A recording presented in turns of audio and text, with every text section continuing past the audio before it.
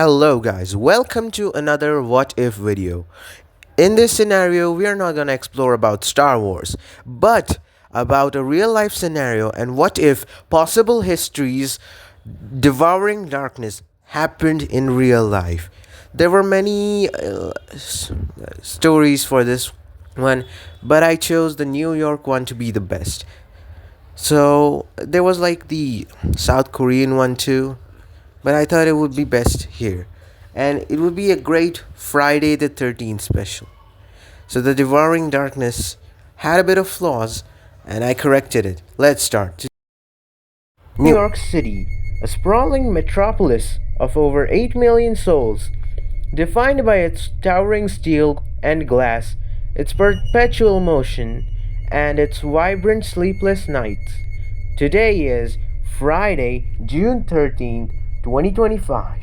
Act 1, Prophet and the Unheeded Warning, Day 0. 12 p.m. EST, noon, Midtown Manhattan.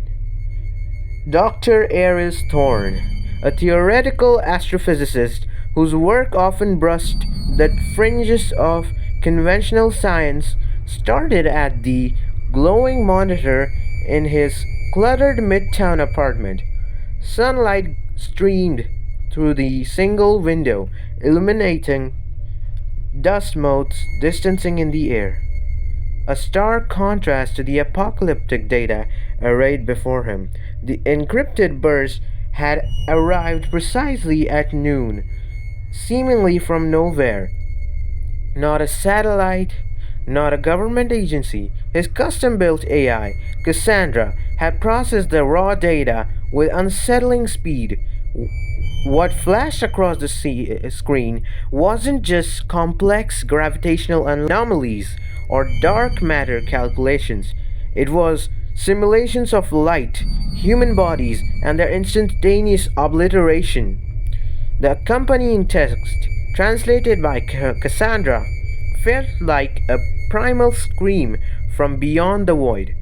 At sunset, the veil will fall, darkness will devour. Seek the light, share the warning. Only the bold survive. Aris's hands trembled as he watched a loop of a rendered human figure in a dimly lit hallway, slowly extending an arm into a simulated shadow. The arm didn't recoil, it simply ceased to exist, replaced by flickering pixels that seemed to shimmer like thermal distortion. Then the entire figure vanished. No explosion, no scream, just absence. 12:30 p.m. The frantic call. He called Dr. Anya Sharma, a former colleague from MIT, now leading a high-profile astrodynamics project. Anya, it's Aris. You have to listen to me. I've received data. It's urgent. Unprecedented. Something is going to happen tonight. The darkness, it's going to become active. It's going to consume anything human that enters it. Anya's voice, usually sharp and inquisitive, softened with concern. Aris, are you okay? You sound distressed. Active darkness? What are you talking about? He rambled, citing candela measurements, light dispersion models, explaining the horrifying contact shadow implications.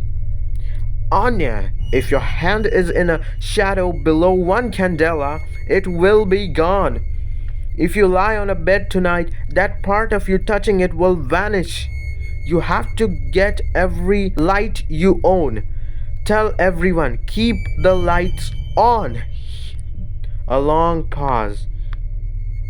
Aris, she said gently, I think you need to take a break.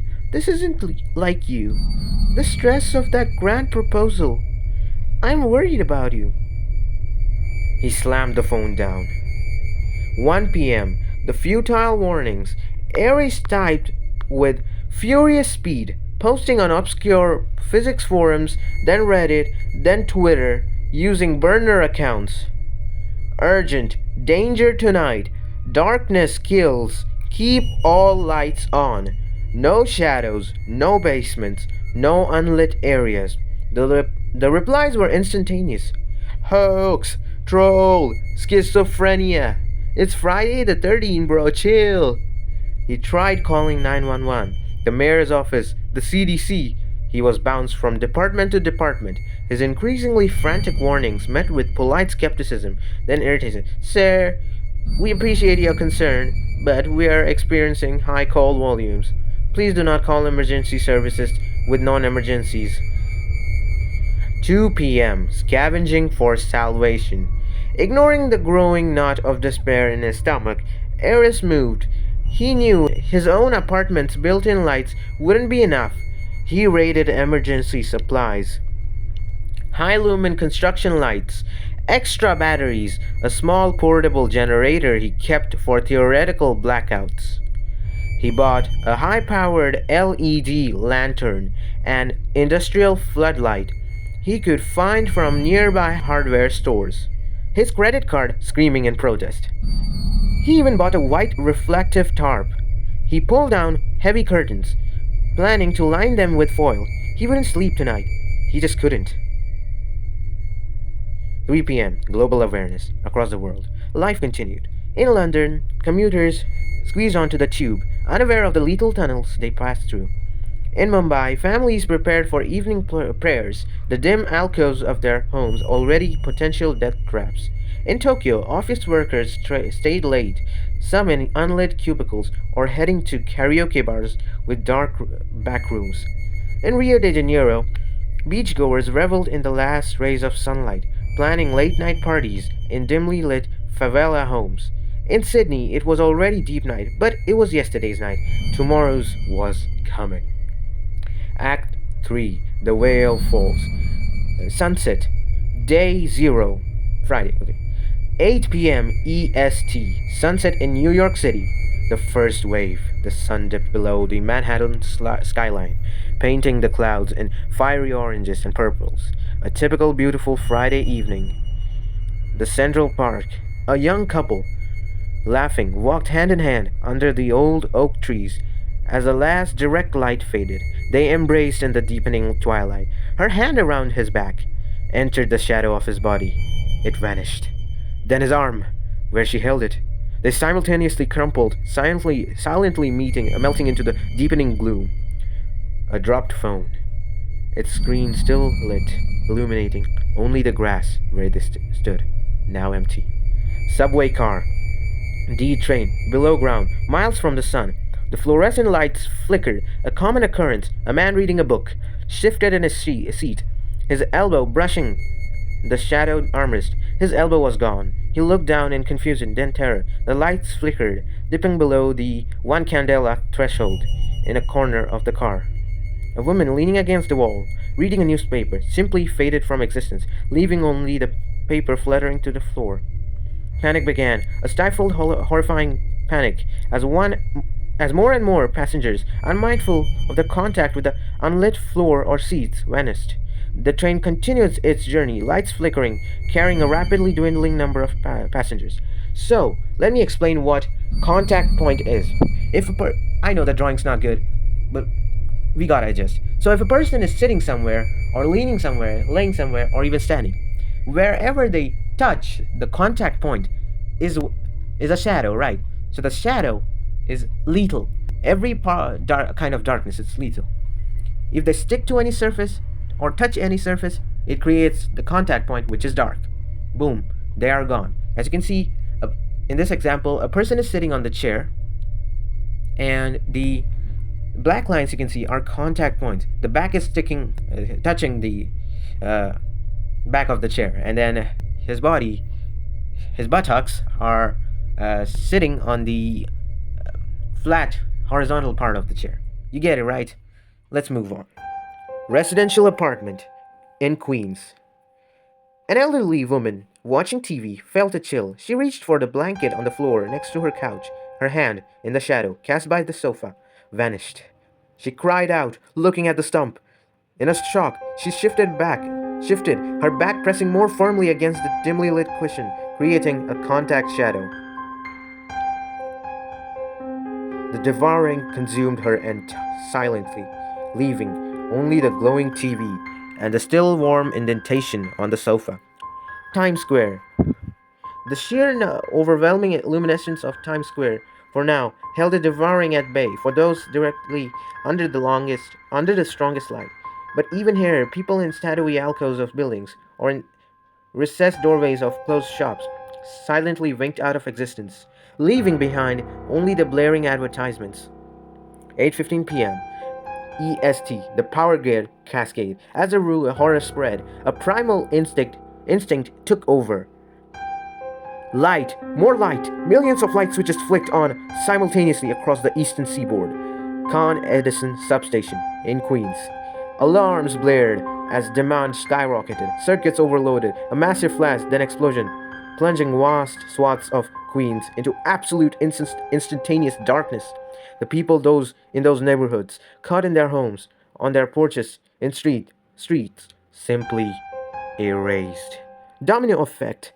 This wasn't isolated. From Boston to Philadelphia, grids buckled under the train, explosions echoed, lines were dead. One city after another went dark, becoming silent, unlit graveyards. The speed of the eradication was horrifyingly fast. Act 3. The world goes silent. Night Zero continues.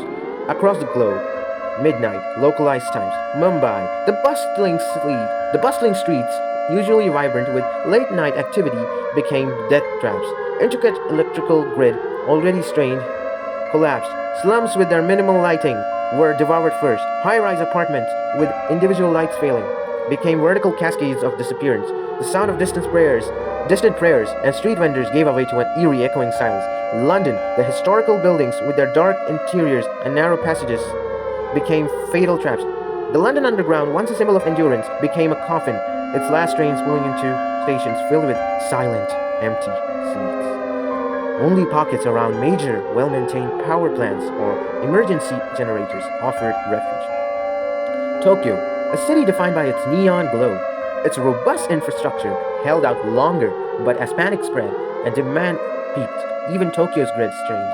The vibrant Shibuya crossing, a beacon of light, might have survived the initial wave, but the surrounding side streets and residential areas were silently consumed. Security cameras. This is where the true horror would be captured. Feed A. Office building lobby, New York City. A camera perfectly captures the lobby. A security guard, sitting at his desk, briefly leans back into the shadow of his chair, his head gone. The camera continues to record, showing the sudden, terrifying absence. Feed B. Subway platform, London. A wide shot of an empty platform. A train pulls in, dimly lit. The doors open. A few people step out, hesitant.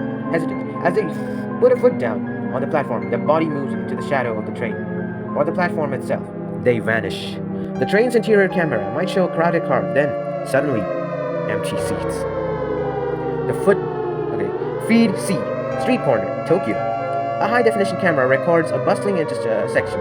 As the last of the day's light fades, individual people, then small groups, simply dissolve into nothingness from the edges of the frame or from under awnings, leaving only the light posts still shining into an eerily empty street. The data deluge. Security cameras, dash cams, body cams, millions of them would capture these horrifying, inexplicable disappearances. The global data storage would be filled with countless silent videos of people simply vanishing, creating new, terrifying form of evidence. First dawn, day 1, New York City. The sun rose over Manhattan, illuminating a ghost city. Towering buildings stood silent, their dark windows like vacant eyes. Smoke plumed from ruined substations. The streets, once choked with traffic and pedestrians, were eerily clear, save for abandoned cars and flickering emergency lights from a few surviving buildings. The air was still cold. The only sounds were the distant hum of a generator or the wind whistling through the empty structures. Global silence. Reports, if they could be received, would tell the same story. Unprecedented, inexplicable mass disappearance. The global population had been decimated, reduced to isolated pockets of survivors clinging to the remaining light. The time before had ended. Act 4. Third-person speculation. The aftermath. The illuminated few. Humanity is now concentrated in heavily defended, perpetually lit citadels. repurposed nuclear power plants, geothermal complexes, and massive self-sustaining bunkers built around central redundant power sources. These are the new cities. The prophet's vindicated horror. Aris Thorn, if he survived, would be seen as either a mad prophet or a terrified visionary. His initial warning, now corroborated by millions of silent videos, would be the only explanation. The new normal. Life is lived under constant high-intensity artificial light. Natural darkness is the ultimate enemy. Architecture. Buildings are designed for light saturation. No unlit closets, no basements, unless critically engineered with internal light grids. Every room is a light chamber. Personal gear. Everyone wears personal radiance units, light-emitting clothing halos, or powerful omnidirectional personal lamps. These are worn constantly. Sleep occurs in sleep pods, or communal, blindingly lit rooms with redundant power, where every inch of the body is bathed in light. It's restless, anxiety-ridden. Travel between fortified zones is a high-risk operation, only undertaken during the day in armored, intensely lit vehicles, designed to eliminate internal shadows. Night travel is suicide. Food is grown in hydroponic farms under artificial light within the forests. Now, we have some bonus scenarios. I've heard many people like anime, so why not integrate this what if in those? The Black Organization from Detective Conan. Their shadowy dealings are crippled, as stealth in perpetual darkness is impossible. They know that they would now need to operate solely in bright daylight or utilize massive glaring light rigs for any covert operations, turning their secrecy into a spectacle. Their meticulously hidden underground bases would require blinding illumination, making their secrecy utterly impossible and exposing them to external threats or detection. They might solely focus on high-stakes daytime heists. So, what happens to detective work? It becomes more hard, because now the locked room murder is impossible. If one tries to commit it, both the perpetrator and the victim disappears. Now, moving on to Hero Society in My Hero Academia. Light-based quirks. Light-based quirks become humanity's absolute salvation. Heroes like Fumikage Tokoyami, whose Dark Shadow quirk feeds on darkness, face a profound personal and societal crisis. His own power becomes a deadly, uncontrollable liability. He'd need constant direct light exposure or a revolutionary way to perpetually contain dark shadow within him. New hero training would prioritize light generation and energy management, and creating defensive mobile illumination barriers for rescue and defense. Villains, it will be perfect for them. Like, literally, they cannot do anything. The heroes cannot do anything.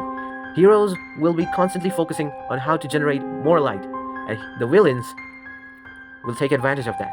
Also, All for One will likely try to find light-emitting quirks. Okay, moving on. Demon Slayers from Demon Slayer. Night hunts, the core of their existence, are now suicidal missions. They'd become day slayers forced to relentlessly pursue demons only in direct sunlight or within elaborate, brightly lit, illuminated traps and fortified safe zones. Wisteria, already a deterrent, becomes even more vital as a constant source of safe internal light for human strongholds. Nezuko's unique sunlight resistance is crucial, unparalleled asset, but she'd need to adapt to sudden lethal light shifts when entering buildings from the sun's glare. Attack on Titan. A true immediate apocalypse unfolds. The massive walls offer no protection. Their unlit interiors, tunnels, and numerous shadows become instant inescapable death traps for the vast majority of humanity. Not just Paradis, but the entire world. The first night alone would decimate the population. Any survivors would cling to extremely limited, intensely lit zones, like the internal chambers of colossal structures, if they could somehow generate immense light and power. Titans, utterly unaffected by the darkness, now roam freely and unseen, easily picking off any humans caught outside the precious dwindling light. So basically, Titans cannot actually move at night, but some sentient Titans can actually move throughout the night. So it will be more harder if a few pockets of human groups are not not good at hiding their presence. The Titans would just devour them. So for the Titans, the darkness would be an ally. Humanity's new focus would be to find a light-emitting Titan, which would be a must. And if Eren gets the founding Titan's powers, Eren would try to make a Titan that would like have some kind of light powers in order to save the humanity. His new goal wouldn't be the rumbling, but to save humanity from the eternal darkness. The world would be a chilling testament to the night that swallowed billions, a world permanently scarred by the silent consumption, forever appreciating the fleeting safety of the sun's return, and forever terrified of its inevitable lethal departure each evening.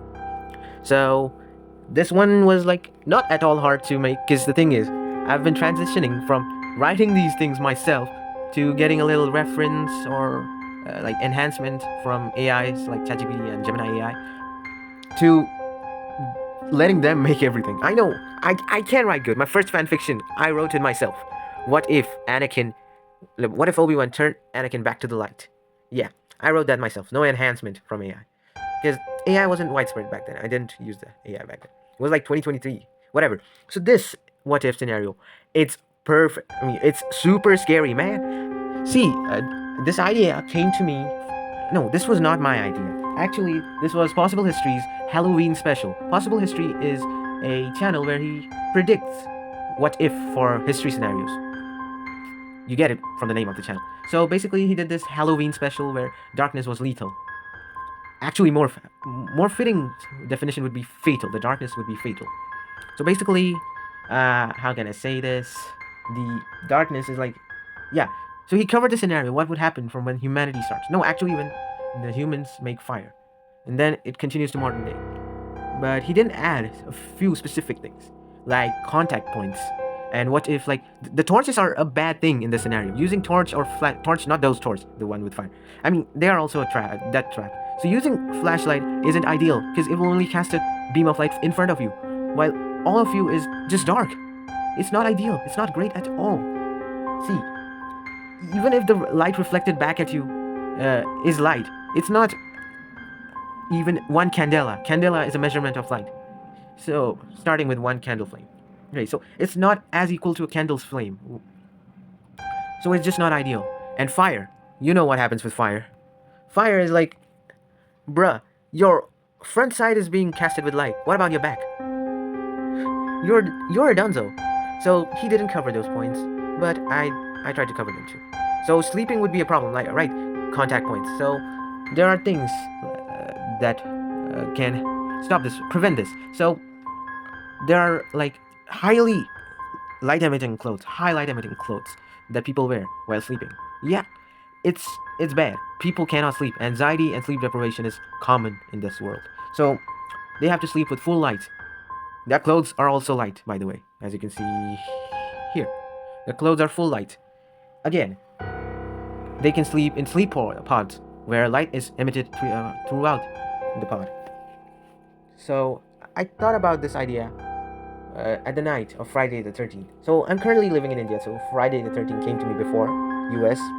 And I'm getting to be back in the US again. So whatever. So I got this idea at like 3 or 4 a.m. Yeah.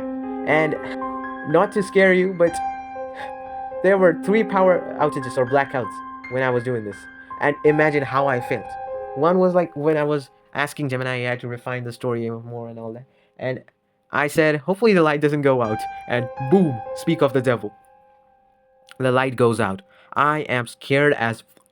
Man, my heart rate went high. My Galaxy Watch showed, like, my heart rate was over normal. That is...